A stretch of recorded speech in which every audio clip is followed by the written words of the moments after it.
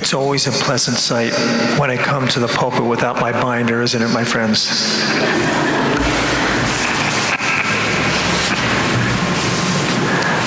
I am with you always unto the end of the world. Where is that written in this church?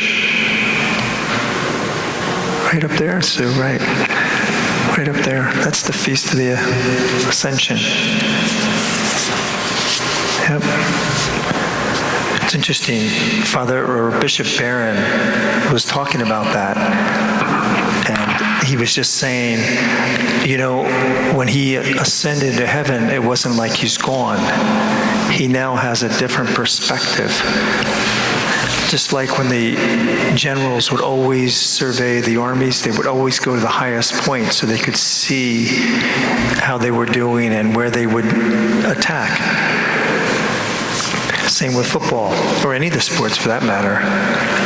There's always up in the box seat, in the box areas to film it so they can see everything. He's not gone, he's just looking down on this earth from a different perspective, right? How does he communicate with us? There was a little boy that got a kite for Christmas.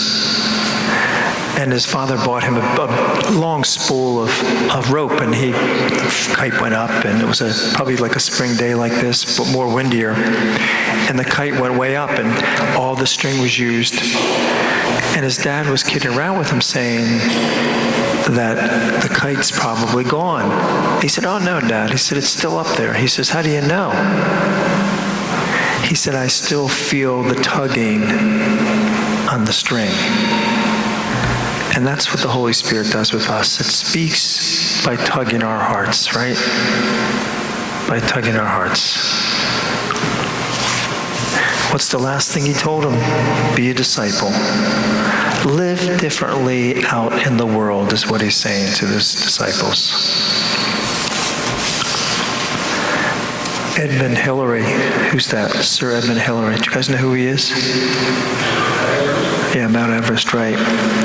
He and his guide, Tenzing was his name, I think that on their second attempt they did make it. But at one point, Hillary fell through a crevice, and Tenzing saved his life. And he acknowledged that when they made it to the top. And he was saying he owes his life to his friend, the Nepal guide. But he also said this, he said, you know, on the mountain, we climbers always help each other. And I thought, you know, he put that statement in there, on the mountain. It should really be like that all the time, shouldn't it? It's just like us. Certain times we help each other, certain times we don't. We're called to be disciples, my friends, aren't we? We're to live differently in this world. God bless you.